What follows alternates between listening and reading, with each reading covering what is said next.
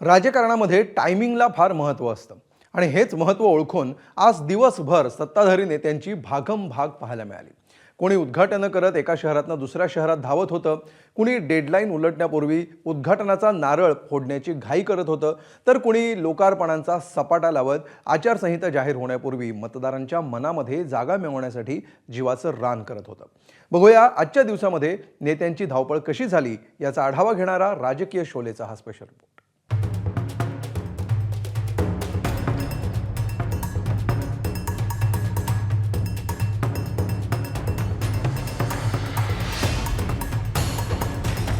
सकाळचा चहा इचलकरंजी, दुपारचं जेवण सांगलीत आणि संध्याकाळचा चहा पुण्यात. मुख्यमंत्र्यांचं आज दिवसभरातलं शेड्यूल हे असं होतं. रविवारी फुटबॉलर लिओनेल मेसी सोबत प्रोजेक्ट महादेवाचं मुख्यमंत्र्यांनी उद्घाटन केलं आणि सोमवारी एखाद्या फुटबॉलपटूपेक्षाही जास्त वेगानं त्यांनी उद्घाटन आटोपली. याचं कारण म्हणजे महापालिका निवडणुकांचा रेफरी असणारा निवडणूक आयोग. दुपारी 4 वाजता निवडणूक आयोग पत्रकार परिषद घेणार असल्याचं जाहीर झालं. उद्घाटन करण्याचा हा टाइम आउट लक्षात येताच मुख्यमंत्र्यांसह अनेक सत्ताधारी नेत्यांच्या पायांना असा वेग आला.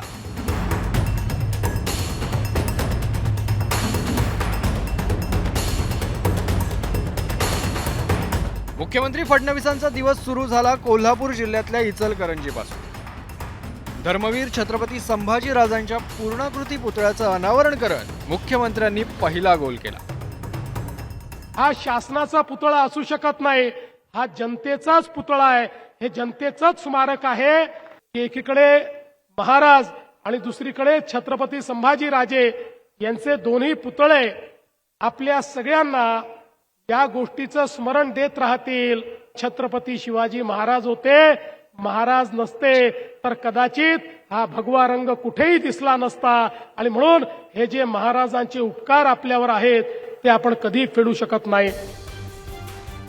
त्यानंतर तिथून 40 किलोमीटरवर असणाऱ्या सांगलीमध्ये मुख्यमंत्री पोहोचले. तिथे पुण्यश्लोक अहिल्यादेवी होळकरांच्या अश्वारूढ पुतळ्याचं त्यांनी उद्घाटन केलं आणि त्यानंतर फडणवीसांनी इतिहासाचं स्मरण केलं. घाटामध्ये ज्यावेळी दरोडेखोरांचा सुळसुळाट झाला त्यावेळी रानावनात राहणाऱ्या भटक्या आदिवासी सगळ्यांना एकत्रित करून त्यांची सेना तयार करून त्यांना त्या ठिकाणी प्रशिक्षित करून त्यांच्या हातामध्ये शस्त्र देऊन त्यांनाच त्या घाटाची रानावनाची सुरक्षा दिली. आणि लोकांना लुटणारे जेवढे लुटारू होते त्या लुटारूंवर कारवाई करण्याचं काम हे अहिल्यादेवींनी केलं. महिला सैनिकांची तुकडी तयार करणाऱ्या देखील अहिल्यादेवी होळकर होत्या. लढाईमध्ये समोर असायच्या, हत्तीवर बसून लढाईचं नेतृत्व करणाऱ्या अशा प्रकारच्या वीरांगना आमच्या लोकमाता अहिल्यादेवी होत्या.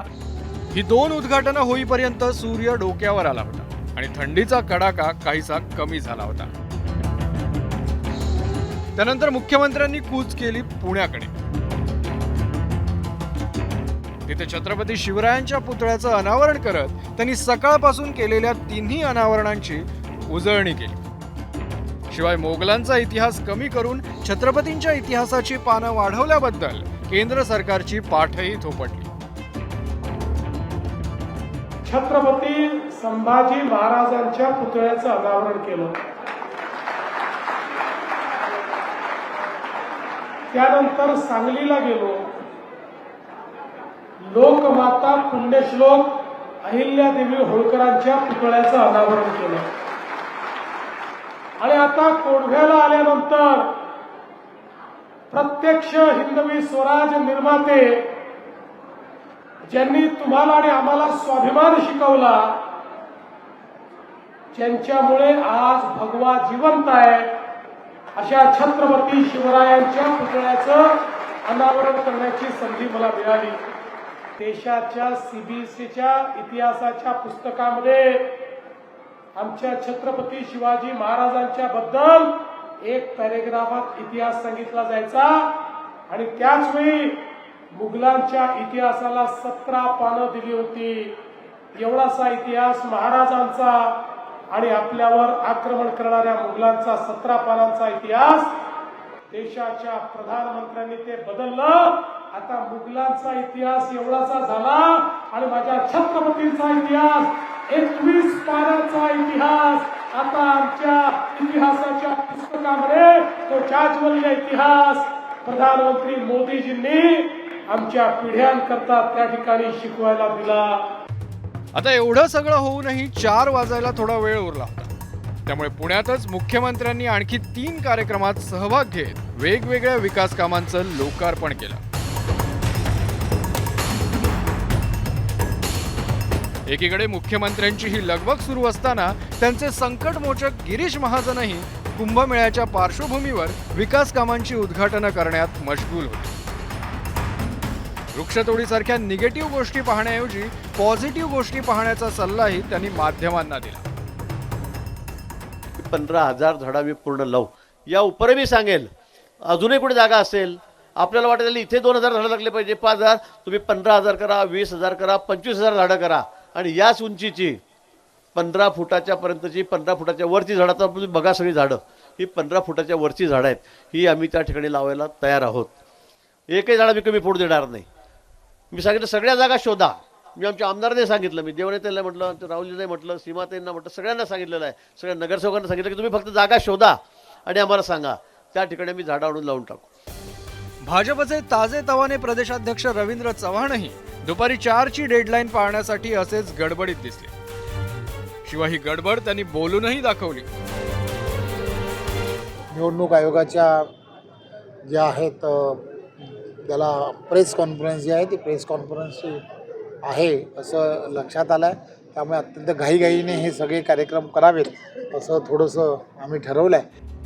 तर भाजपचे हे शिलेदार गोल मागून गोल करत असताना उपमुख्यमंत्री एकनाथ शिंदेंनीही रेस कोर्सच्या 125 एकरात होणाऱ्या सेंट्रल पार्कचं प्रेझेंटेशन उरकून घेतलं.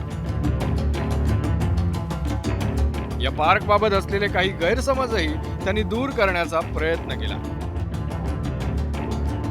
खाली जे 10 लाख स्क्वेअर फीटचं वर्ल्ड क्लास स्पोर्ट्स कॉम्प्लेक्स आहे त्याला देखील बाहेरच्या बाहेर खालून कनेक्टिव्हिटी आहे. आपण ती कनेक्टिव्हिटी इथे मगाशी गगराणीजींनी सांगितलं की Nehru centre, Mahalakshmi, any Besant road, cross road करून हाजी अलीला हे आपण जोडतो आहे. आणि पुढं आपण याला महालक्ष्मी, पुढे आपण ह्याला हे देतो ना नेहरू सेंटर मेट्रो स्टेशन. 1200 मीटरचा टोटल सबवे आहे. आचारसंहिता लागू होण्यापूर्वी अधिकाधिक ठिकाणी पोहोचण्यासाठी आणि अधिकाधिक उद्घाटनं करण्यासाठी नेत्यांची अशी भागमभाग झाली. त्यानंतर दुपारी 4 वाजता महापालिका निवडणुकांची आचारसंहिता जाहीर झाली आणि सुरू झाला प्रचाराचा आणि आरोप प्रत्यारोपांचा पेनल्टी शूटआउट. पुढच्या महिनाभरात कोण कुणाविरुद्ध किती गोल करणार आणि जनता कुणाला रेड कार्ड दाखवणार आणि कुणासाठी चीअर अप करणार हे मात्र 16 जानेवारीलाच स्पष्ट होईल. ब्युरो रिपोर्ट, एबीपी माझा. एबीपी माझा, उघडा डोळे बघा नीट.